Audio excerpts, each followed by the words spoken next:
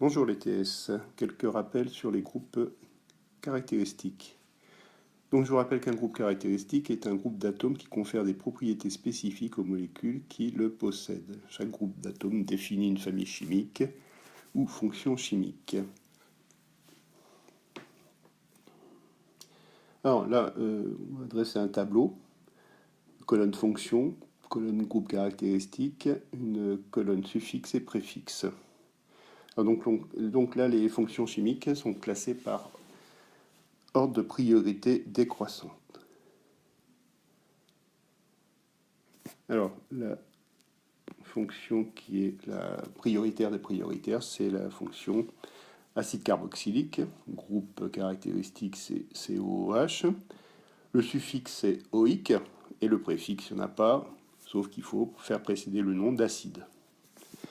Ensuite vient la fonction ester, la fonction anhydride d'acide, donc qui comporte 3 oxygènes, donc il y a une certaine symétrie.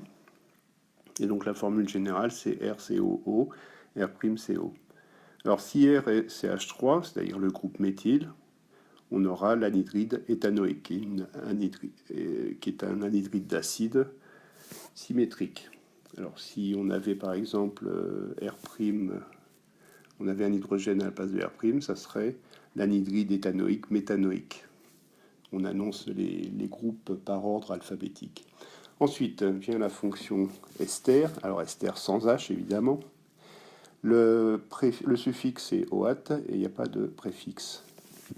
Donc là, vous voyez que le groupe caractéristique peut établir 2 liaisons, une sur le carbone et une sur l'oxygène. Donc il faudra faire attention lors de l'écriture des formules. La fonction amide, qui est celle-ci, c'est ONH2. Le préfixe c'est amido, suffixe amide. Ensuite, les aldéhydes. Aldéhydes, vu la dernière, groupe carbonyle. La terminaison caractéristique des aldéhydes, c'est al. Et en préfixe, vous avez oxo, double liaison O. Ensuite, même famille, même groupe caractéristique, le groupe carbonyle, sauf qu'ici, le carbone fonctionnel sera lié à 2 autres atomes de carbone. Et donc, ça définit la fonction cétone, terminaison on. Les alcools, groupe hydroxyle, OH, terminaison ol, et en préfixe, hydroxy. Alors, on a 3 classes d'alcools. Donc, si le carbone fonctionnel est lié à 0 ou 1 atome de carbone, on aura la classe primaire. Si le carbone fonctionnel est lié à 2 autres atomes de carbone, c'est la classe secondaire, et à 3 autres carbones, classe tertiaire. Les amines, NH2, présents dans les poissons. Donc, c'est le suffixe amine, préfixe amino. Alors, la double liaison, ce n'est pas un groupe caractéristique, en revanche, ça définit quand même la famille des alcènes. La famille des alcènes, c'est des hydrocarbures insaturés, c'est-à-dire qui présentent au moins une double liaison. Donc voir dans votre livre, page 574-575, vous reverrez aussi les alcanes, c'est NH2N+2, formule brute générale. N indique le nombre d'atomes de carbone. Pour la famille des alcènes, minimum N égale 2, puisque il faut au moins une double liaison, et donc c'est entre 2 atomes. Alors les règles de nomenclature, c'est à revoir dans votre cours de l'année dernière. Maintenant, le cas des composés polyfonctionnels. C'est un composé qui possède plusieurs groupes caractéristiques, dont l'un est prioritaire par rapport aux autres, et c'est lui qui définira le nom. Donc le nom systématique du composé se forme de la façon suivante. Donc préfixe, chaîne principale, plus les insaturations éventuelles, et le groupe caractéristique.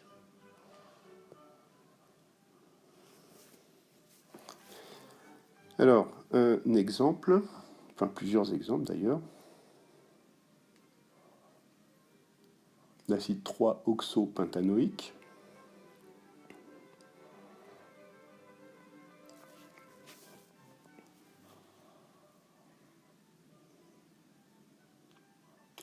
Donc pentane, ça désigne la chaîne principale à 5 carbones.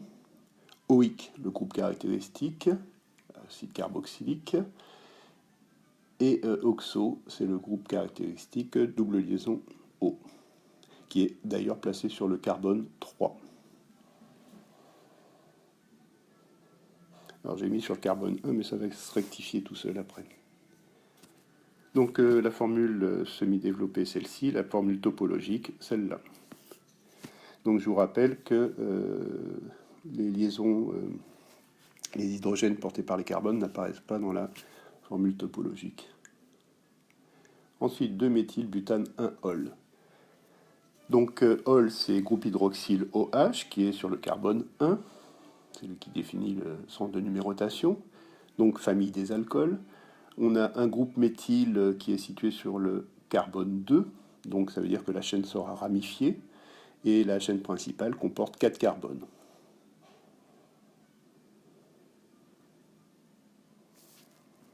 Ensuite, l'acide 3-hydroxybutanoïque.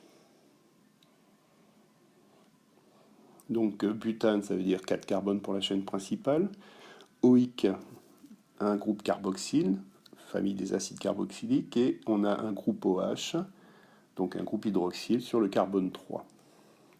L'éthanamide, donc groupe caractéristique CONH2, 2 carbones en tout, y compris le carbone fonctionnel, donc faites pas d'erreur. Ensuite l'éthanamine, donc groupe caractéristique c'est NH2, 2 carbones. Alors maintenant propanoate de méthyle. Donc OH, ça veut dire qu'on a une fonction ester. Le groupe méthyle, lui, il est lié à l'oxygène et non pas au carbone. Propane, ça veut dire qu'il y a 3 carbones en tout, y compris le carbone fonctionnel du groupe ester.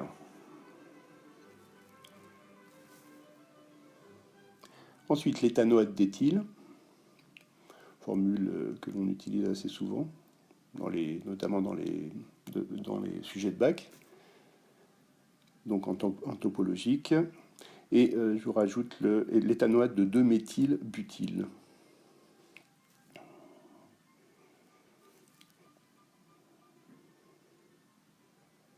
Donc ici, on remarque que le carbone qui est lié à l'oxygène définit un nouveau sens de numérotation, c'est-à-dire 1, 2, 3, 4 pour butyle.